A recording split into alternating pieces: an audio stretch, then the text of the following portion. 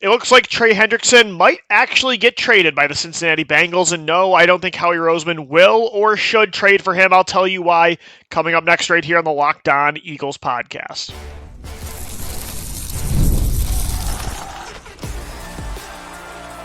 You are Locked On Eagles, your daily Philadelphia Eagles podcast, part of the Locked On Podcast Network, your team every day.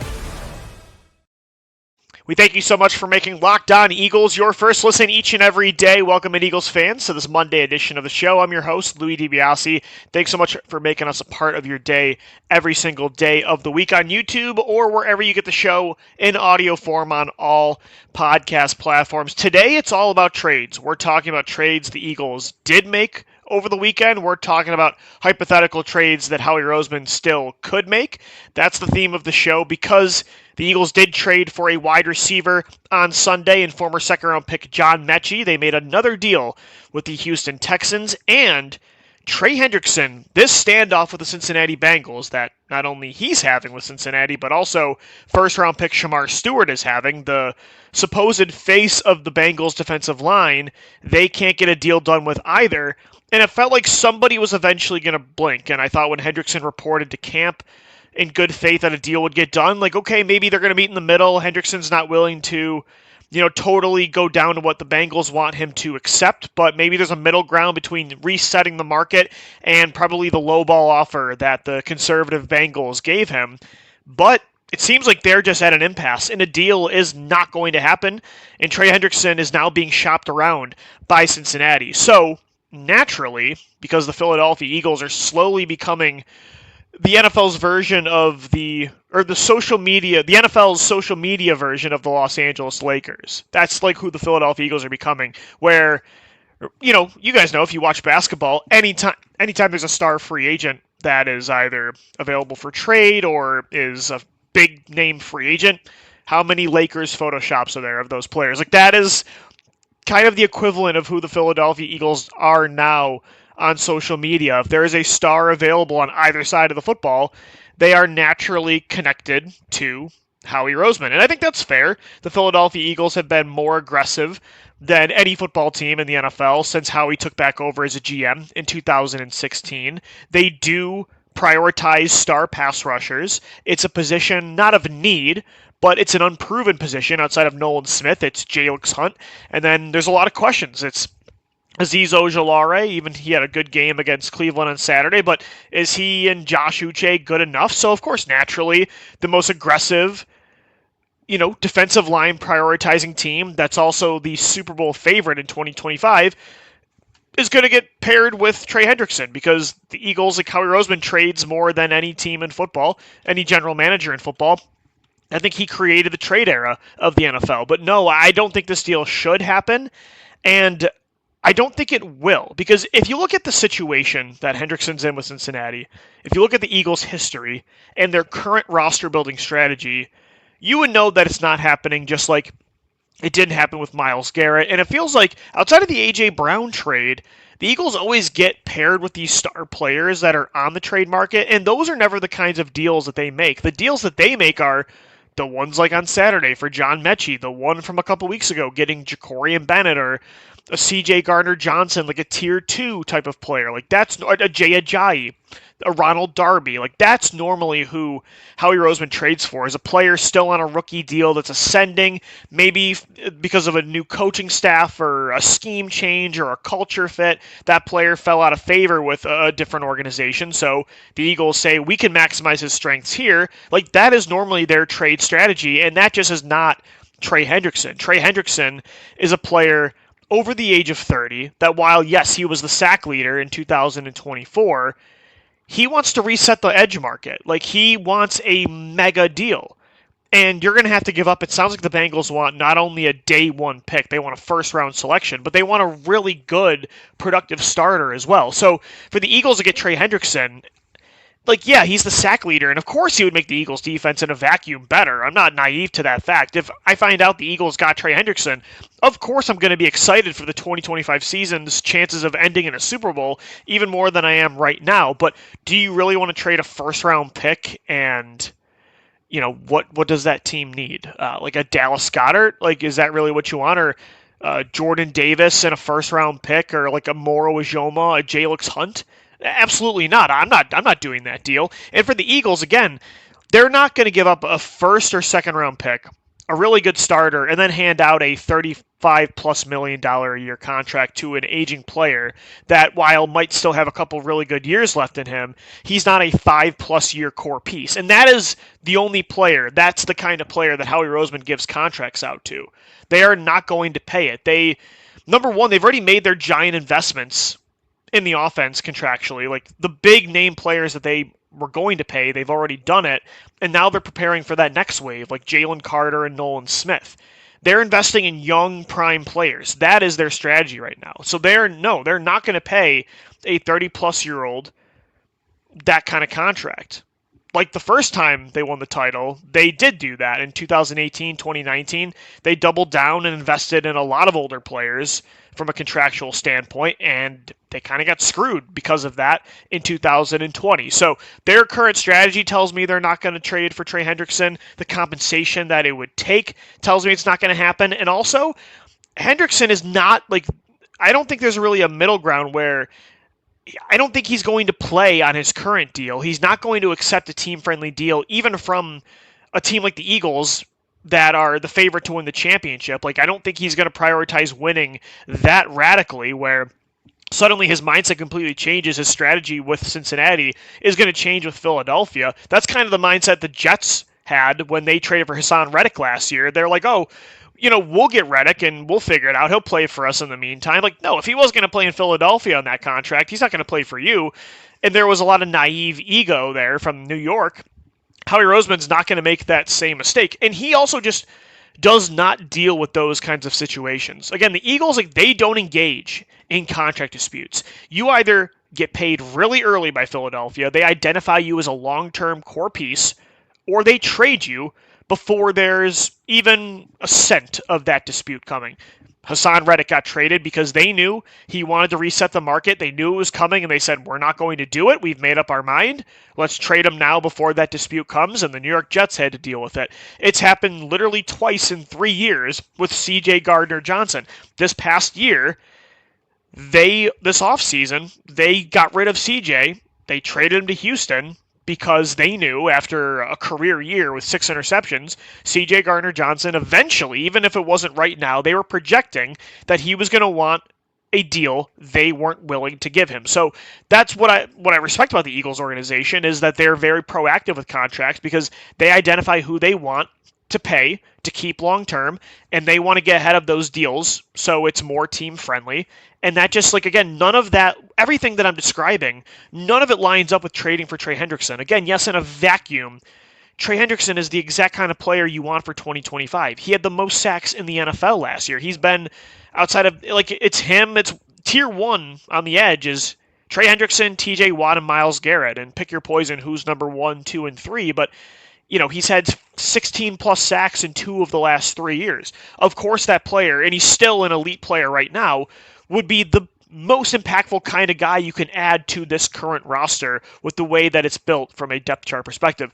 But again, when you combine the compensation that Cincinnati wants, the compensation that Trey Hendrickson wants, the strategy the Eagles are taking right now with their roster going younger, the money they've already shelled out to star core pieces on offense, the money they're preparing to give out on defense to guys like they just gave out to Zach Bond, and they're going to eventually give to Jalen Carter and Nolan Smith and Quinyon Mitchell and Cooper DeJean. Like, no, they're not going to trade so much now for a 30+ year old player that they have to give probably $35+ million a year. I just don't think it would happen. The fan in me, of course, would love it. The guy that wants to see this football team hoist another Lombardi and win back-to-back and become a dynasty, of course that guy wants Trey Hendrickson. But realistically speaking, like, this team's not going to deal with another TO doing sit-ups in the driveway, and that's not what Trey Hendrickson's going to do. But I don't think he's going to just come to Philadelphia and be like, cool, I'll play on the current deal, or I'll accept a contract of like $27 million a year with little guarantees. It's not going to happen, and the Eagles they don't deal with what Cincinnati's dealing with. And that's why they're a great, well-run organization. But no, like, they're the Lakers of the NFL world. the NFL social media world, where everybody just, when there's a player available, they're like, Howie Roseman. And again, it's understandable as to why, but if you really know Howie Roseman, if you really know this football team, it's not happening, and I don't think they should do it. I don't think it's going to be worth it. All right, guys, coming up next right here on Locked On Eagles, we're going to talk about the trade that did happen this weekend. The Philadelphia Eagles added a wide receiver, former second-round pick John Metchie. They got him from the Houston Texans. How does that impact the wide receiver depth chart and the players battling for a roster spot? We'll get into that coming up next right here on the Locked On Eagles podcast. Today's episode of the Locked On Eagles podcast, we are sponsored today by BetterHelp. These days, it feels like there's advice for everything. You know, there's cold plunges, gratitude journals, screen detoxes, but how do you know what actually works for you? With so much information online about mental health and wellness, it can be overwhelming and almost give you more anxiety to figure out what's true and what will actually help. That's where talking to a licensed therapist through BetterHelp can make all the difference. You get real, personalized guidance instead of just guessing based on something you saw on social media. I've been seeing a therapist now for a few years, and again, I attack my anxiety in a lot of different ways, but it's really good to have a focus and to have a professional kind of guide you in the right direction, so you're not just throwing things at the kitchen sink. With over 30,000 therapists, BetterHelp is the world's largest online therapy platform, serving more than 5 million people. It's easy to fit into your schedule. Just click to connect, and you can even switch therapists at any time if you need to for no additional charge. Talk it out with BetterHelp. Our listeners get 10% off their first month at BetterHelp.com/LockedOn. That's BetterHelp, HELP.com/LockedOn. Thanks as always for making Locked On Eagles your first listen each and every day.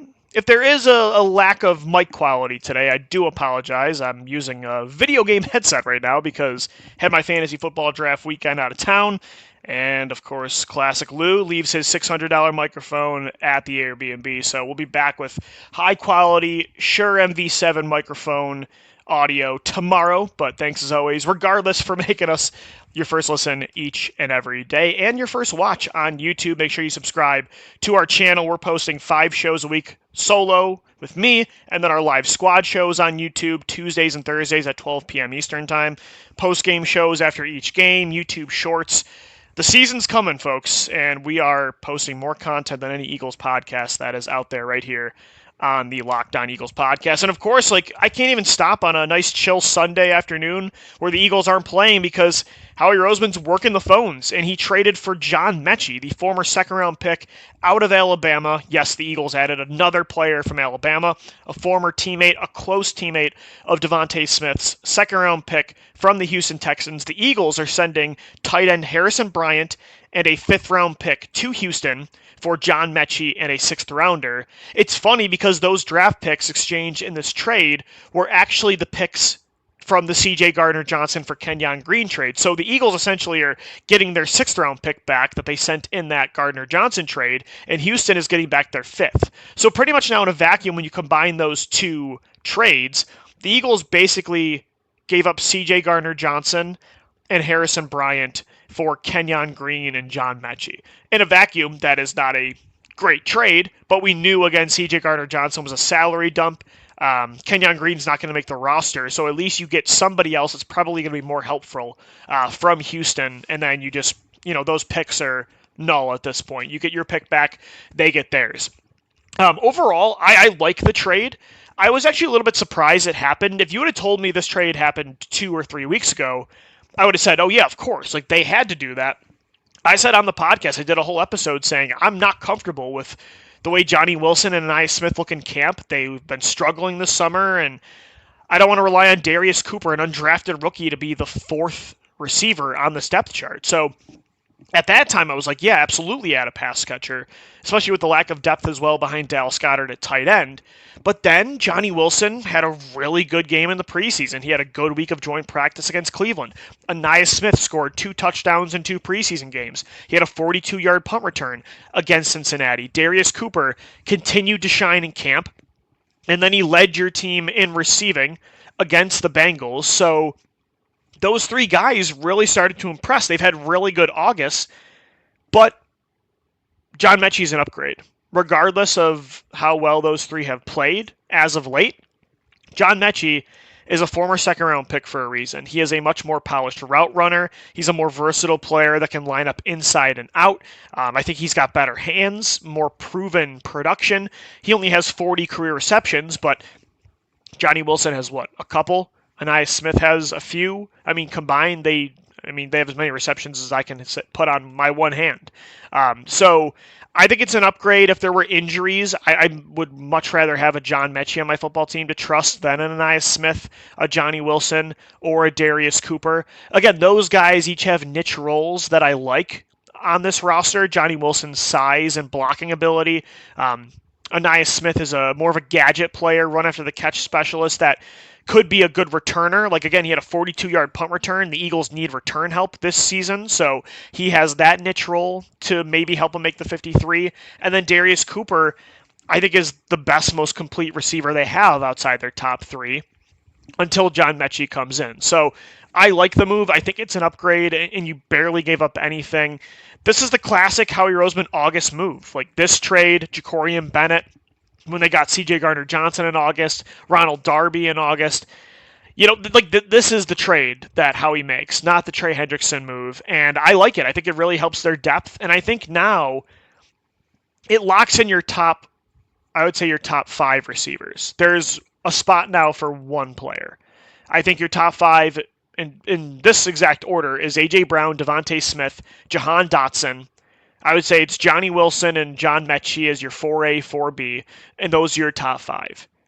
Johnny Wilson to me is a lock still. He didn't even play against Cleveland on Saturday, which tells me that he made the roster with those 3 incredible catches against the Bengals in week 1 of the preseason.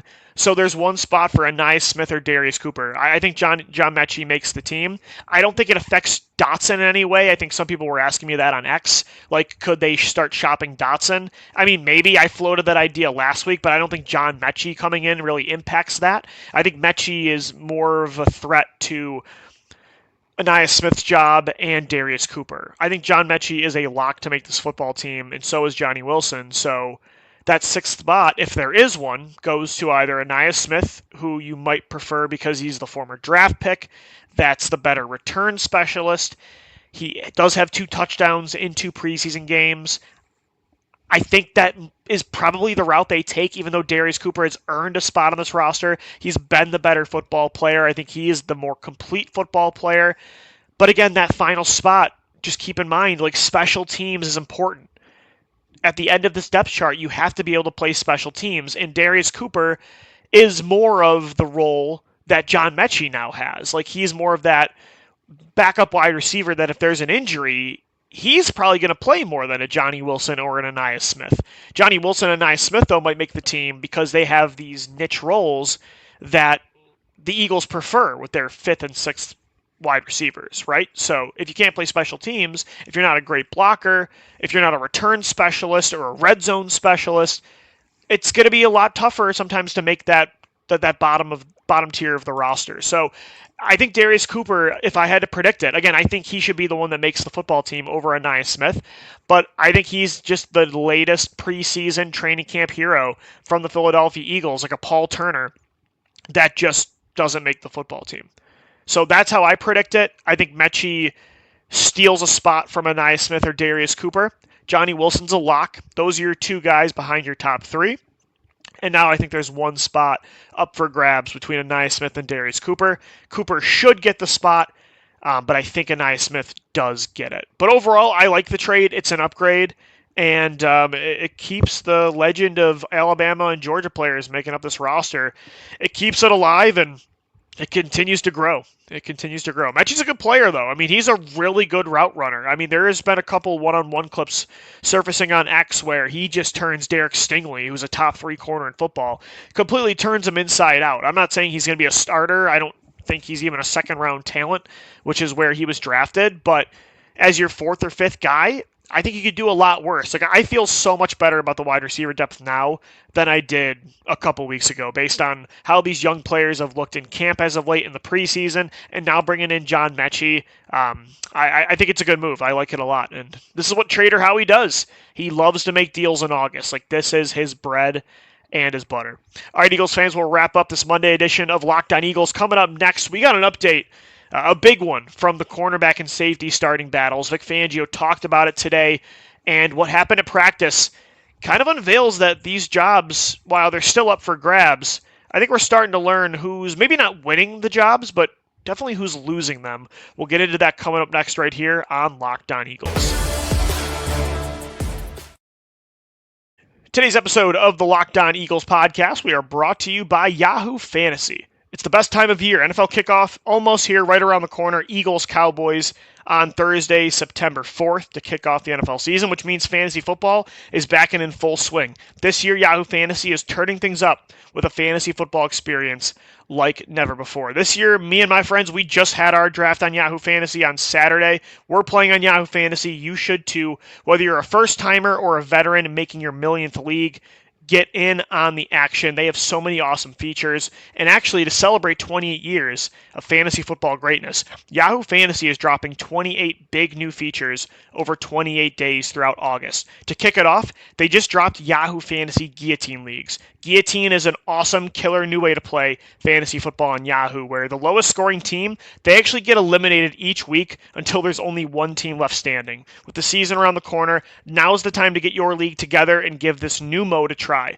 If you're more into the classics, you can definitely still play in head-to-head private leagues or join a public league as well.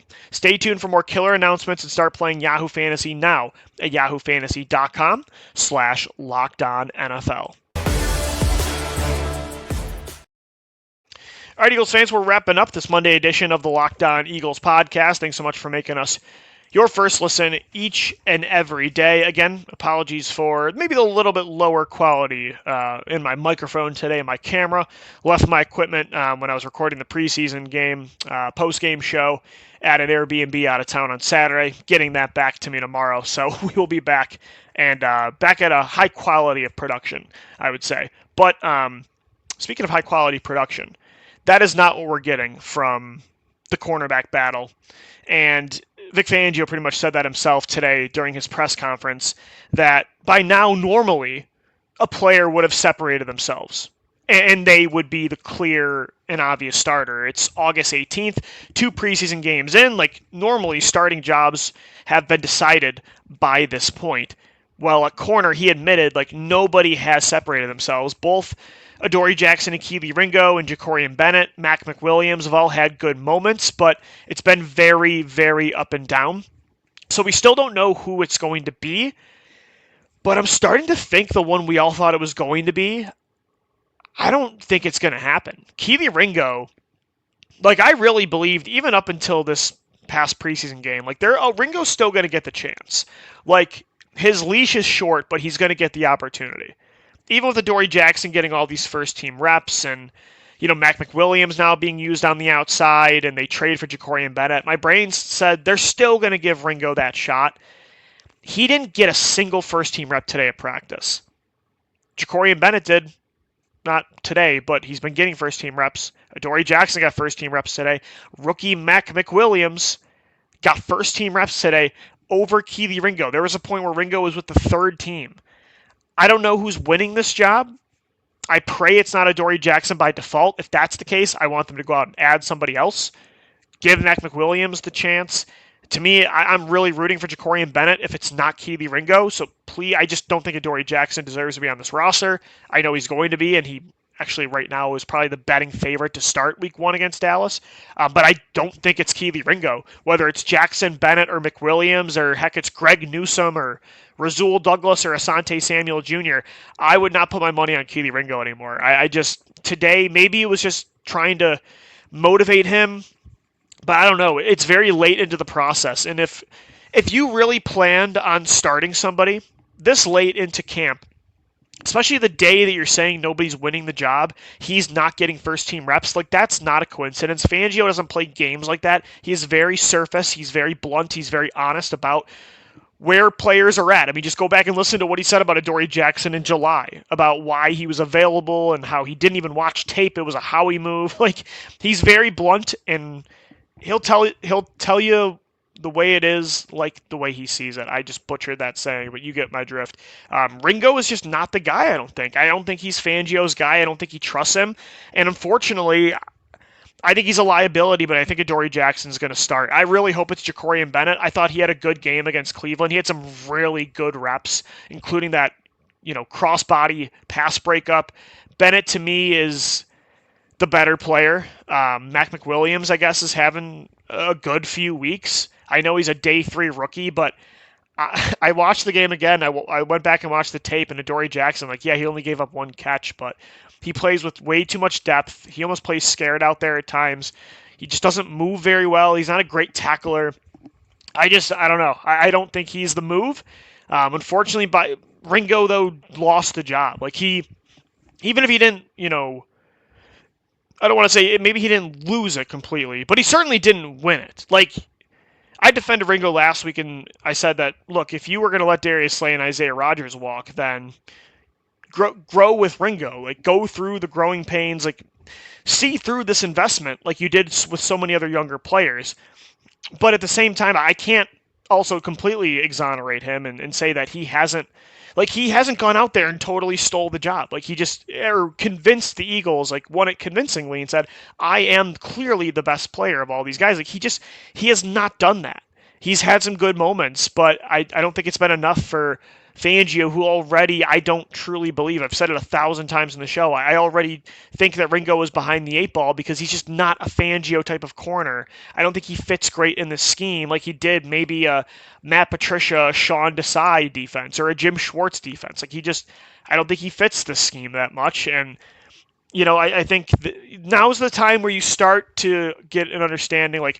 Now the coaches aren't playing games anymore. They're not experimenting. They're getting ready for week 1, and they're playing their starters. They're giving them the reps to get them ready. Andrew Makuba today, I said it on Saturday when he got that pick 6 and that fumble recovery. He won the starting safety job. That's a reality. Today, he got the vast majority of first-team reps. Sidney Brown was working primarily with the second team. That's where we're at this stage of the offseason, and so Makuba is going to start. That is Fangio telling you what this battle has become. Ringo getting second and third team reps today.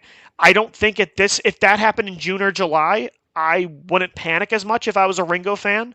But today that's happening, and I'm yeah, I think he lost the job. I don't know. I hope he didn't. I would still give him the opportunity to grow. I think he's a better game player than practice player. I know he has weaknesses, but I think he has some clear and obvious strengths too. But I don't think that's the reality. I don't think that's the way the Eagles are seeing this. I think they trust Vic Fangio, and I think at this point it's going to be probably Adoree Jackson or Jacorian Bennett. I really hope it's not Adoree. I hope it's Jacorian, but we'll see what happens. I think Kelee is losing this job, unfortunately. It's crazy it's gone this way because I had really high hopes, and I think the guy's got a lot of upside, but maybe it's kind of like Rasul Douglas, where he's just got to go to a better team with a better scheme. We'll see. All right, guys, that's going to do it for today's edition of Locked On Eagles. Thanks so much for making us your first listen each and every day. We'll be back tomorrow. Until then, as always, thanks so much for downloading, watching, and listening, and let's go Birds. Fly, Eagles, fly.